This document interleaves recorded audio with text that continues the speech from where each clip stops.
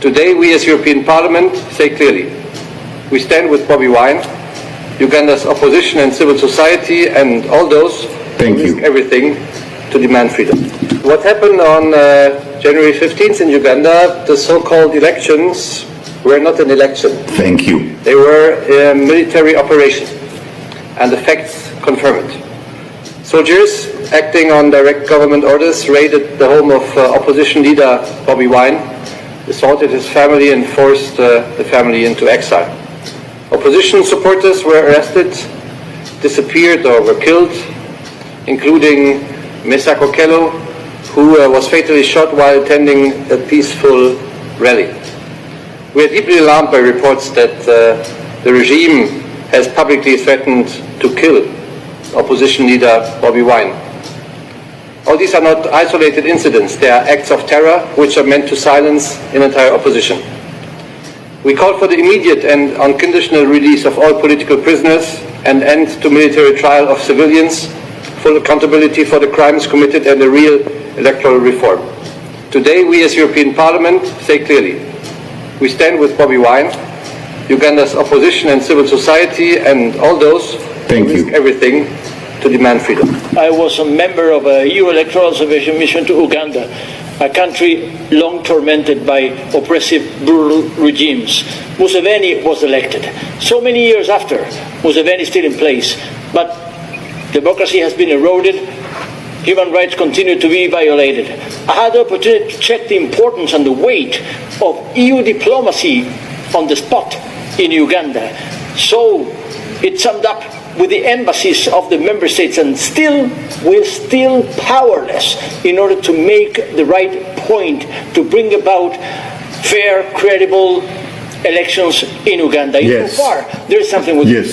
Is make the case for human rights violated of the leaders of the opposition, so that the European message is still heard in Kampala, in Uganda, and all over the place, that we do care about those leaders of the opposition which are so unfairly prosecuted against. So please, Commissioner, take the message. Action is needed in Uganda, Kampala. Thank you. Mr. Bullman. Please allow me to read a social media post, to quote it. 22 NUP terrorists since last week.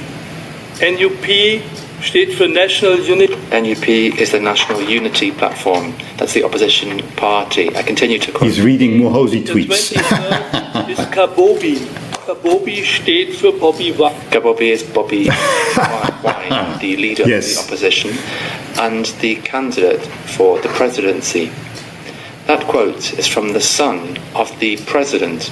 Exactly. He's also head of the Ugandan army.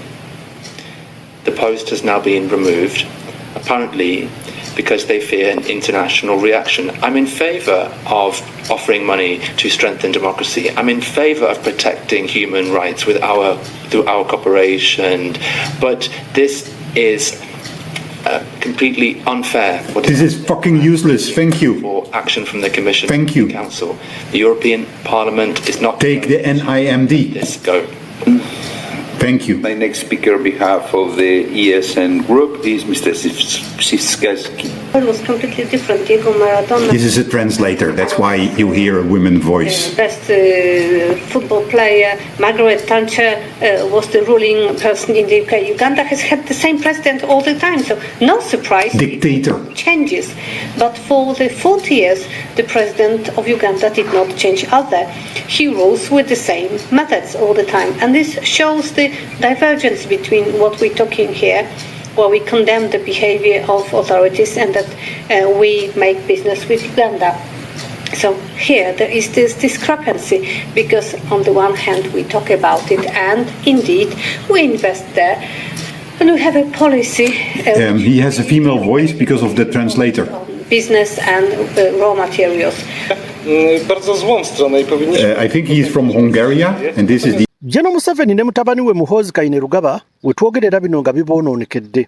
Olukiiko olutaba amawanga ga Bulaaya oba giyite European Parliament bwe batudde olunaku lwaleero bonna bakkaanyizza kimu nga tebeesazeemu nti okulonda okwali mu ggwanga lya Uganda ennaku z'omwezi 15 omwezi gwa January omwaka guno gwennyini 2025 bagambye kuli tekwali kulonda, kwali kulinyirira ddembe lya buntu, kwali kutyoboola ddembe lyabo ab'oludda oluvuganya gavumenti, kwali kutyoboola ddembe lya bannayuganda, era ne bavayo ne bagamba nti kuno okulonda kuteekeddwa okunoonyerezebwako, era singa kinaazuulwa nga ddala okulonda kuno Museveni ne mutabani we be baali emabega w'emivuyo egyali gyetobekedde mu kulonda kuno, okulonda kuno kulina okusazibwamu era okulonda kuno kulina okuddibwamu. Bwe batyo bavuddeyo ne basaba nti Museveni ne oyo akulira akakiiko k'ebyokulonda bateekeddwa okuvaayo ne results entuufu, era bateekeddwa okunnyonnyola butya bwe baabalamu akalulu kano, era bateekeddwa okubiteeka mu lwatu oba mu lujjudde, ensi yonna etegerere ddala obululu General Museveni obwamuweebwa ddala bwali butuufu oba bwali bukyamu. Y'embeera ebaddewo olwaleero, era nga gabadde mazaalibwa ga mukulu His Excellency Robert Kyagulanyi Ssentamu.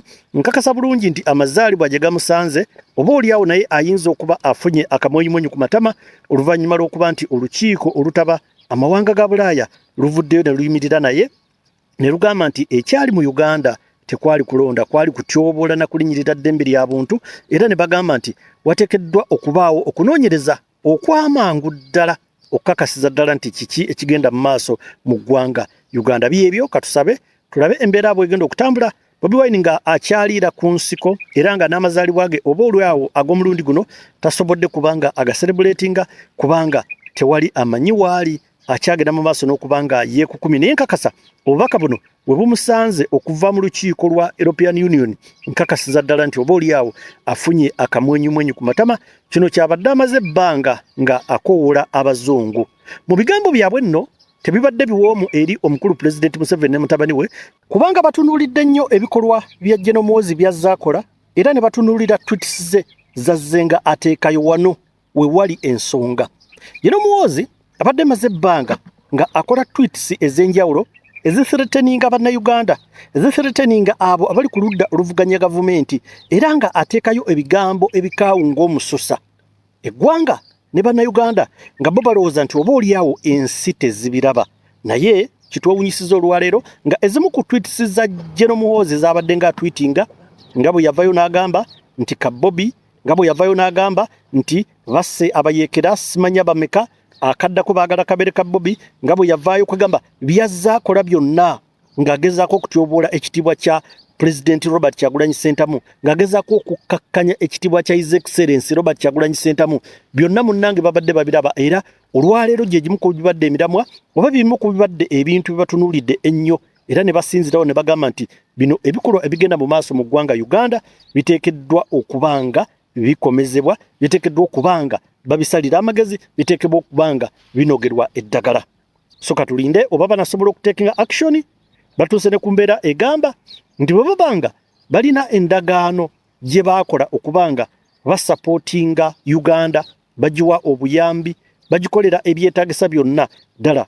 Bwe libanga okulinyirira eddembe ly'obuntu kye kiri ku mwanjo mu ggwanga Uganda, beebuuza ddala bateekeddwa okusigala nga bagenda mu maaso nga bakonsidalinga Uganda, oba awo wabaddewo ekibuuzo nti bwe babanga bazze bawa Uganda obuyambi, bazze bawa support Uganda, ddala nga okulinyirira eddembe ly'obuntu kwe kuli ku mwanjo mu ggwanga Uganda, bateekeddwa okusigala nga bagenda mu maaso n'okusapootinga Uganda, oba baali badde bakomaawo mu nsonga z'okubanga bawa Uganda support. Bibadde bingi nnyo, era buli abadde akwata akazindaalo abadde atandikira ku kulonda okwali mu Uganda nga 15 January omwaka guno gwennyini 2026, buli abadde akwata akazindaalo nga teyawukana ku munne, bonna bamaliriza nga bakkanyiza kimu nti action must be taken.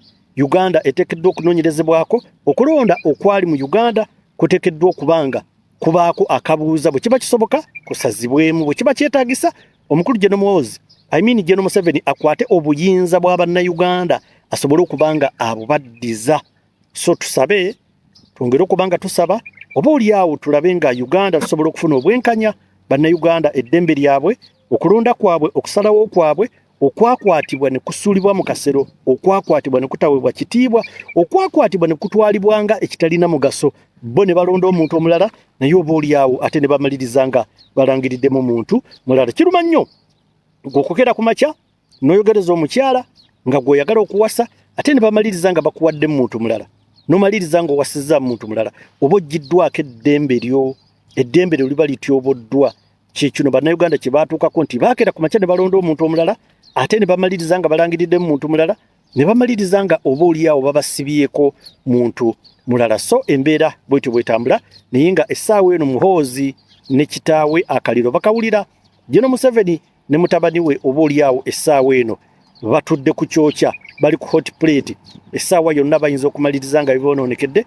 essaawa yonna bayinza okumaliriza nga bibakyankalanidde subscribinga likinga teekawo comment wansaawo tukubaganye ebirowoozo ku nsonga eno era nga batuyongera okutunuulira biki ebigenda mu maaso ti singa omuzungu abaana avuddeyo n'ayongera okuba nga ateeka akazito ku Museven ne mutabani we banaasobola okukkiriza oba bagenda kufuukira ddala badikiteeta bagaane okuba nga bawuliriza abazungu kubanga ebbanga lyonna bazze bakitwateekako lunye nti abazungu balina ebizibu byabwe balina okumaliriza ne Uganda erina okumaliriza ensonga zaayo bw'atyo Museven bw'azze agamba era nga bw'omanyi dikiteeta omuntu aludde mu buyinza ebyekwaso abana bingi buli kiseera abeera alowooza nti waliwo abawagira ababamuvuganya waliwo abagezaako okuba nga bali emabega w'abamuvuganya okusobola okuba nga bamujja mu buyinza